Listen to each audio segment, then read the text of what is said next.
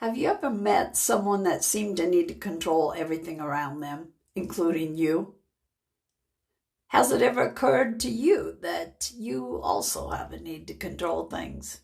First, let's talk about what constitutes controlling behavior. Controlling people are rarely flexible and insist that everything needs to be their way. If you go rogue and don't cooperate, you're likely to get an earful, possibly under the guise of trying to help you do things better next time. Subtle or not so subtle digs about how you could have improved your performance. Controlling people tend to need to be the center of attention, wanting the focus to always be on them. They may ask you about your day, for instance, but they'll quickly turn the conversation back to themselves to tell you how the day has been for them. In extreme cases, a need to have control may extend to jealousy about any time you spend with anyone other than them. They may even try to put wedges between you and people whose company you enjoy. Controlling people tend to project onto you when things go awry, being reluctant to ever take the blame. They may even know that they are at fault, but blame it on you so it doesn't come back on them. Manipulation is a key component of the control freak's MO, because manipulating others gives them a sense of power, along with that control.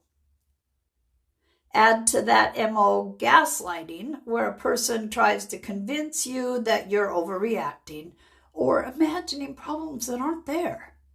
Maybe even trying to convince you that you're crazy so that they can avoid taking responsibility for their actions. Trying to establish healthy boundaries may seem futile with a controlling person. A boundary can throw a major wrench in their plans. Controlling people are masters at guilting you into doing what they want. They can go quickly from being happy to irritated, moody, sulking like a child if they can't get their way. When you say no, get ready to deal with anger, which will probably be followed by an exhausting campaign to get you to change your mind, including making it seem like you don't have the option of refusing. They may make fun of you or put you down and then try to wiggle out of it by saying, "Oh, they were just joking." If you have the gall to take offense, they'll accuse you of not being able to take a joke. And this is not playful banter.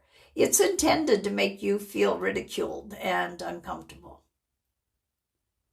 Controlling people tend to keep score, quick to remind you of what they've done for you and asking for you to return the favor.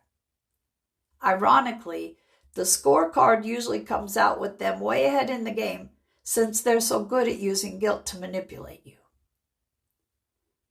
Criticism is an often deployed weapon used because of their desire to control you by changing you.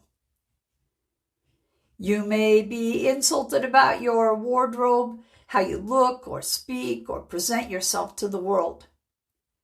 The things you feel most insecure about will likely be pointed out often, followed by them pointing out that you could be so much better if you would just listen to their suggestions.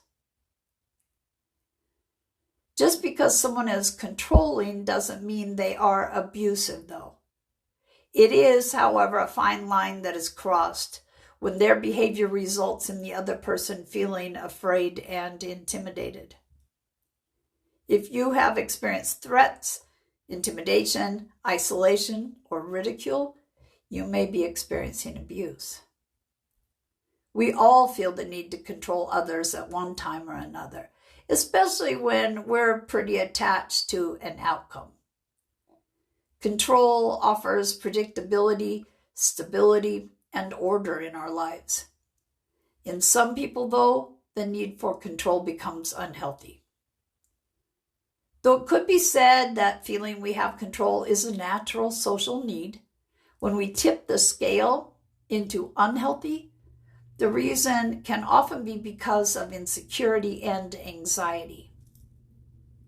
Instead of using healthy coping skills, these people want to control the world around them in an attempt to feel better. Anxiety disorders, narcissistic personality disorder, having an inflated sense of responsibility for other people factor in. If you regularly deal with a controlling person in your life, you know it can be exhausting and overwhelming. Please remember that self-care and support are vital to your well-being.